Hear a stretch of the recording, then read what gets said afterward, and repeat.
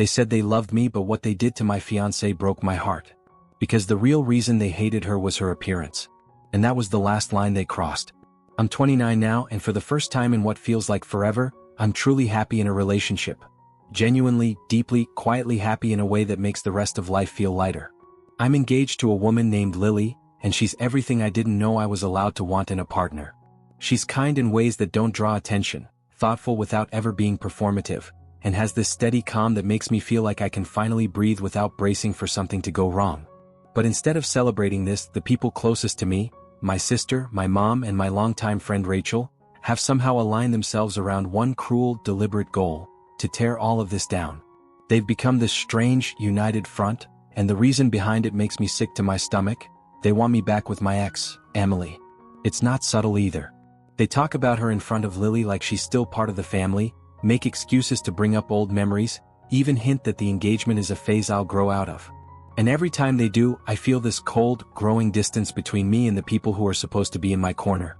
Rachel has been my best friend since high school, the kind of friend who stays constant through breakups, college chaos, and all the blurry, in-between years of trying to figure out who you are. She always carried herself like an older sister, even though we were the same age, offering advice, checking in when things got hard, and somehow always knowing exactly when to call. We never dated, never even crossed that line, but she was the person I went to when the world felt too loud. She knew my patterns, my moods, the history I rarely shared with anyone else, and in many ways she became this quiet anchor in my life.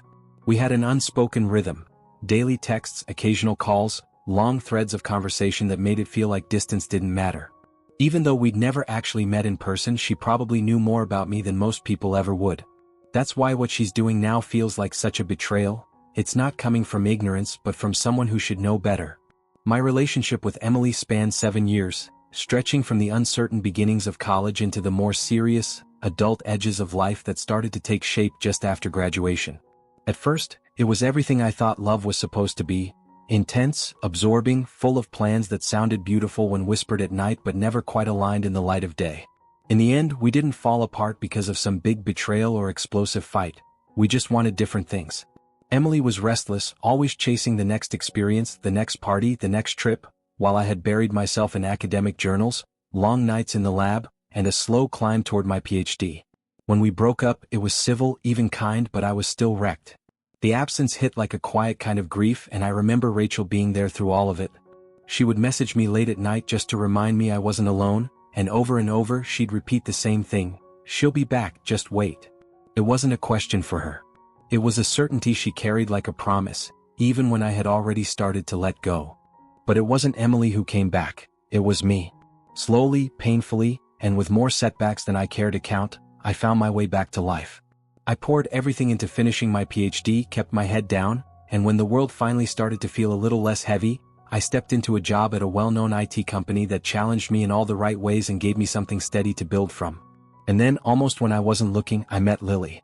She was everything I hadn't known I needed: smart in a quiet, unassuming way, kind without agenda, and charming in that rare way that made people instinctively relax around her. We started dating slowly, cautiously, and before long I realized I was smiling without having to fake it. We fell in love the way sunlight fills a room, gradually and then all at once.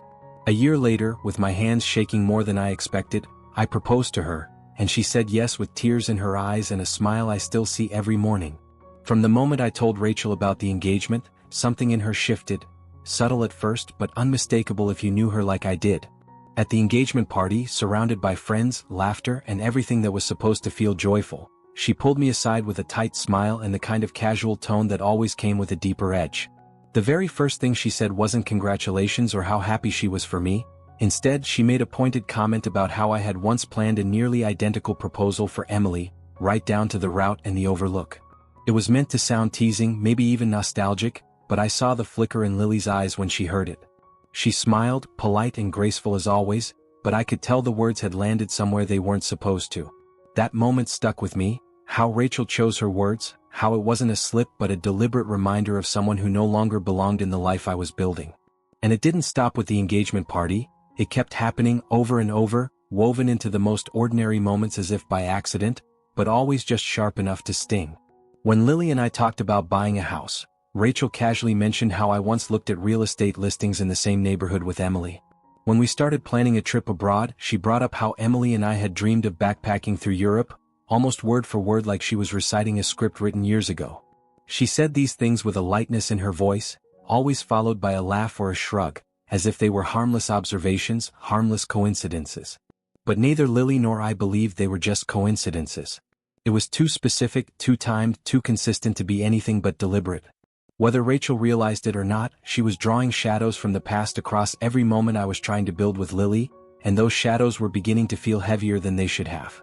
I finally pulled Rachel aside one evening after another one of her offhand remarks had left Lily unusually quiet during dinner, and I asked her, firmly but calmly, to stop.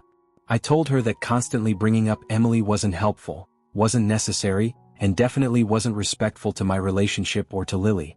I expected some resistance, maybe surprise, but what I got instead was a wave of defensiveness. She accused me of being immature, of overreacting, and said that she couldn't just erase Emily from her thoughts because Emily had been such a significant part of my life. She claimed she was just being honest, that she was only trying to remind me of where I came from. But to me it didn't feel like honesty, it felt like sabotage wrapped in nostalgia. That conversation left a crack between us, and I knew I couldn't keep pretending everything was fine. So I made a choice I never thought I'd have to make. I began limiting my communication with her. I stopped responding right away, kept conversations short, and drew a quiet line she hadn't seen coming. Because I had finally learned that some people aren't trying to protect your happiness, they're just trying to keep you within reach of their version of it. When Lily flew to China to finalize some of the wedding preparations with her family, I found myself alone for a few weeks, juggling work and details from afar, missing her more than I expected. One evening during that stretch, Rachel invited me to dinner. She mentioned her husband would be there, and since he's been a close friend of mine for years, I accepted, figuring it would be good to get out of the house, maybe have a normal evening for once. But when I showed up and the door swung open, the air shifted immediately. There was no dinner table set, no casual music playing, no trace of Rachel's husband anywhere. Instead, standing in the entryway was Emily, dressed like she was going on a date, with her hair done, a soft smile on her lips, and a look in her eyes that made my stomach drop. I froze. It felt like walking into a memory I had long since buried, except it wasn't mine anymore, and I hadn't asked for it to be dug up. The realization hit all at once. This wasn't a friendly dinner. It was a setup. A trap. One I never agreed to walk into. I stood there, stunned, my thoughts stumbling over themselves as I tried to process what I had just walked into. Without saying a word to Emily, I stepped past her and went straight into the kitchen where Rachel was pretending to tidy up, like this was the most natural thing in the world. I asked her what this was, my voice low and tight, and she didn't even flinch. She just shrugged, gave me that same infuriatingly casual tone, and said, "It's been 5 years. You're both adults. Just spend the evening as friends." As if this hadn't been meticulously planned, as if I hadn't told her, clearly, that I was done with all of this. That moment confirmed what I had been trying to deny for too long. It wasn't care or concern guiding her anymore, it was control, nostalgia, and this persistent fantasy she refused to let go of. It wasn't dinner. It wasn't about friendship. It was a trap. And she'd said it with the assumption that I'd step right in, like I owed the past something just because it once mattered. I walked back out into the living room, forced a smile that felt like it belonged to someone else, and told them I had to leave urgently because of work. I didn't wait for a response, didn't glance back at Emily or Rachel. I just left, letting the front door click shut behind me like a line drawn in concrete. That night, as I sat in my car trying to calm the tangle in my chest, Lily called. Her voice was sharp, angry, shaken in a way I had never heard before, and she didn't hold back. She had seen something. An old mutual friend had posted a photo of the dinner setup before I even arrived, and Lily recognized the room, the angle, the dress Emily was wearing. She knew. And she was furious. But underneath the anger was something deeper, betrayal. She asked me why I went, why I hadn't told her. And the thing is, she was right. Something was wrong, and it wasn't just about old memories anymore. This wasn't coincidence or bad timing. It was deliberate. It was a conspiracy coordinated by people I trusted, designed to shake the foundation of the life I had built with her. And the worst part? It almost worked. I confronted my mom and my sister not long after, hoping, despite everything, that maybe they hadn't known the full story, that maybe they would understand once they saw how deeply this had cut. But the moment I brought it up, I realized I had been hoping for something that didn't exist. They didn't support me. In fact, they doubled down. My mom said I was being impulsive, that I was throwing away something real for a woman who didn't belong. My sister, always quick with judgment and short on empathy, said that Emily was a better fit for our family, her words flat, unapologetic, as if that settled everything. They didn't even try to hide what they meant. Lily in their eyes was too different. A different culture. A different appearance. A different way of moving through the world that they didn't understand and clearly hadn't tried to. And in their minds, difference meant incompatibility, even danger. They didn't see Lily for who she was, they saw her as an outsider. And that moment, more than anything, made it clear that the people I had always called family weren't just unsupportive. They were actively working against me. My mother looked me in the eye and, with a calmness that made it even worse, said she didn't want her grandchildren to look different. She said that if I had children with Lily, they would be too Asian, as if that were something shameful, something to be avoided. I sat there, completely stunned, the air sucked out of the room, my stomach turning. All the false smiles, the polite small talk with Lily, the nodding during family dinners, it all cracked in an instant, revealing what had always been beneath the surface. It wasn't just resistance to change or lingering nostalgia for Emily. It was something uglier. Intolerance masked in tradition. Arrogance hidden behind concern. Deception dressed up as family love. I realized then that they hadn't just disapproved of Lily quietly, they had judged her, dismissed her, and reduced her to her ethnicity, all while pretending to welcome her into their lives. And in doing so they had betrayed me too. When Lily came back, I sat her down and told her everything, every uncomfortable detail, every manipulative conversation, every cruel word spoken behind the scenes. I didn't hold anything back because she deserved the truth, and I was done protecting people who didn't deserve to be protected. I braced myself for anger or heartbreak, but instead she let out a long breath and relaxed. There was something in her face, some deep tension she had been carrying, that finally let go.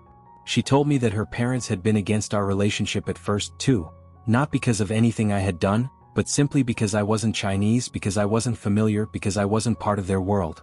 But over time they changed their minds. Not with words, but by watching me, by seeing how I treated their daughter, by understanding who I was beyond what I looked like or where I came from. And then she looked at me without blame or fear and said, "Maybe your family will come around too. But even if they don't, I'm not going anywhere." And it was Lily, not me, who insisted that we invite my mother and sister to lunch. To talk, to try to give them one more chance to show that they could be better than they had been. I was hesitant, still raw from everything that had been said, but she was steady, patient, and somehow still open-hearted enough to believe that people could change. She prepared the food herself, careful and thoughtful with every detail, and when they arrived, she greeted them with a smile so genuine it made me ache. My mother and sister walked in with stiff shoulders and guarded eyes, but somewhere between the first plate and the second round of tea, something cracked. They burst into tears. Not loud or dramatic, just soft, shaking tears that seemed to come from a place of guilt they couldn't carry anymore. They apologized, fumbling through broken sentences and long overdue confessions. And then, almost like it was a shield they needed to place between themselves and their actions, they blamed everything on Rachel. Said she had twisted things, that she had deceived them, that she had made Emily seem like the only right path. I didn't fully believe it, but in that moment I didn't interrupt. I let them speak. Because for the first time they were actually seeing Lily, and they were seeing me. I still don't trust them completely, not yet, and maybe not ever in the way I once did. Some wounds go too deep for quick forgiveness, and I've learned the hard way that trust broken isn't easily pieced back together. But I do trust Lily. I trust her more than I've trusted anyone in my life. She showed me something I had never truly understood before, that not all wars are won by screaming, by slamming doors or burning bridges. Sometimes strength looks like calm, like compassion in the face of cruelty, like choosing grace even when you've been given every reason to walk away. She protected me in moments when I couldn't even recognize I needed protection, not by fighting my battles for me, but by standing beside me with a steadiness that never wavered. And that, I've realized, is what real love looks like.